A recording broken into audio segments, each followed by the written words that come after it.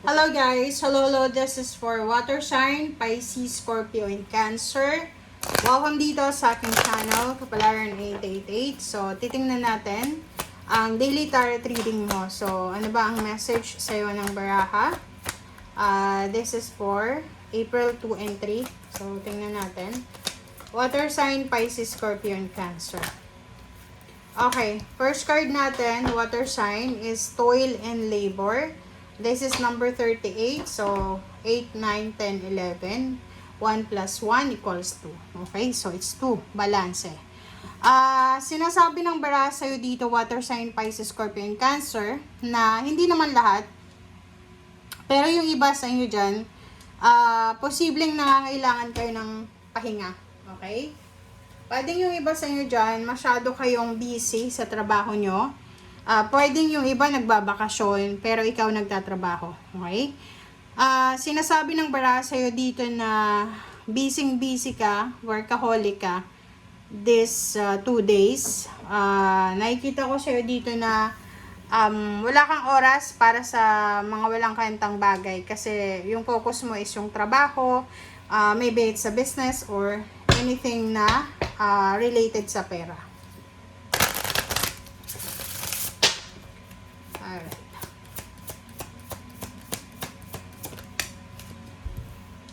Okay, new moon, new fresh start and new beginnings. So, nakikita ko sa'yo dito, since yung April 2 and 3, may ibang lugar na may full moon pa. Malaki pa yung yung moon, yung sikat ng yung buwan. Okay? So, yung 2 days na yan, posibleng may magbabago, may fresh new beginnings, fresh start na mangyayari sa buhay mo, maybe new love life, new emotion, new mindset. Kasi yung full moon natin, is parang eto ay magbabago lahat eh, 'di ba? Parang there's a justice, there's a freedom na posible tayong mararamdaman during that full moon. Okay? And sinasabi din ng bara sa'yo dito na this one is fresh start and new beginnings. Kailangan din natin na ihanda ang sarili natin, water sign, Pisces, Scorpio, and Cancer, because maybe there's a clear endings and revelation na posibleng pumasok ngayong 2 araw na ito. So, since this is a full moon, there's a karmic cycles na posibleng makukompleto. Okay? So, parang alpha, omega, you will release what's meant to be let go. Okay? And you will need to welcome the new beginnings. The new beginnings are opening that align with your soul's path. Okay? So, set your intention sa 2 days na to. Mag-set tayo ng intention. Alisin natin yung mga bagay-bagay na hindi na outdated na, hindi na updated sa buhay natin. In terms of relationship, sa mga ginagawa nating mga hobbies, parang ganun. So, yun. Alright.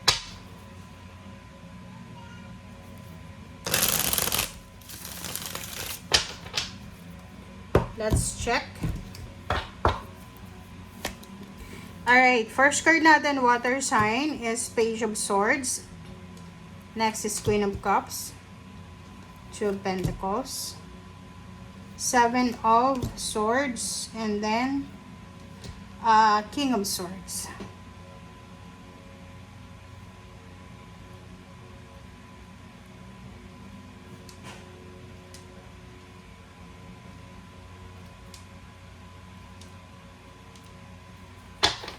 Okay, sa ilalim dito ay Knight of Pentacles. Knight of Pentacles, 10 of Swords, and 8 of Pentacles, 2 of Wands. Meron ditong water sign, Pisces, Scorpio, and Cancer na siguro meron kang 2 choices. 2 choices, 2 options sa trabaho or business na gusto mong simulan. And nakikita ko sa'yo dito na kailangan mong ihanda ang sarili mo. Okay? So, like for example, kung hindi ka nagtatrabaho ngayong April 2 and 3, nakabakasyon ka, lalo kung nasa Pilipinas ka kasi Holy Week. Sinasabi ng baraha na kailangan mo daw na samantalahin yung bakasyon na yan. Magpahinga ka talaga. You need to take a rest kasi after ng 2 araw na yan, pagdating ng Lunes or Martes, marami kang gagawin. You will be tired, exhausted kasi ang dami mong obligations, duties and responsibilities na kailangan na gawin. Okay? Page of Swords.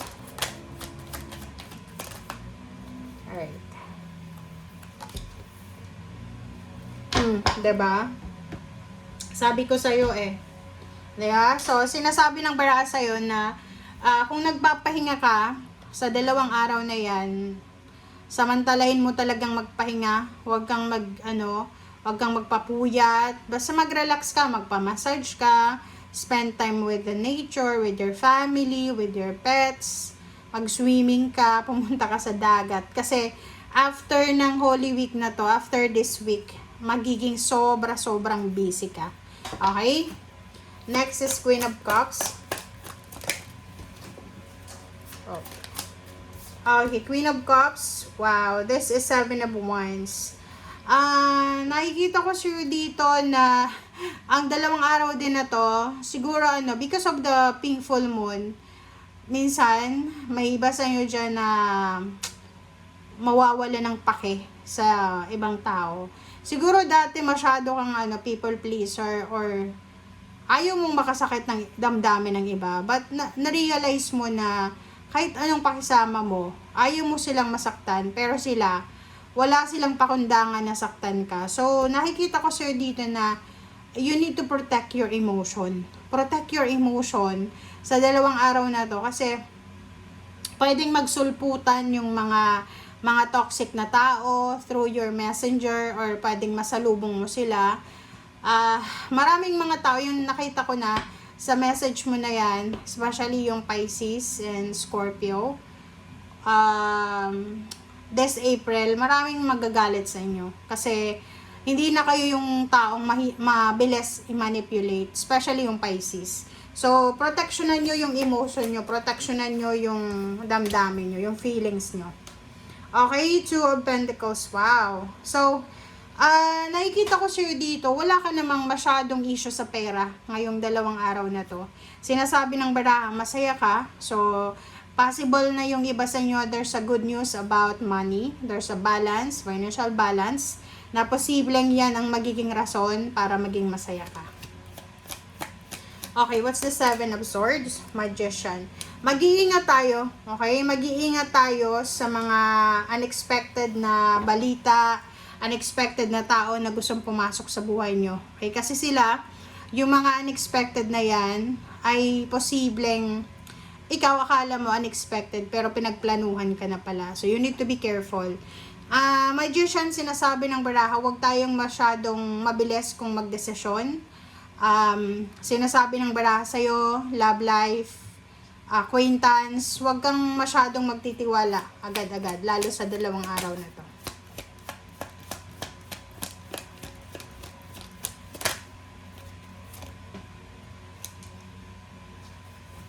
Okay, King of Swords and King of Wands. Wow! So, by the end of April 3, so, pwedeng gabi. Gabi ng April 3, sinasabi ng baraha, isang bagong direksyon, isang bagong idea, okay? Or maraming ideas to, na posibleng papasok sa isip mo na pwede mo palang pagkakitaan.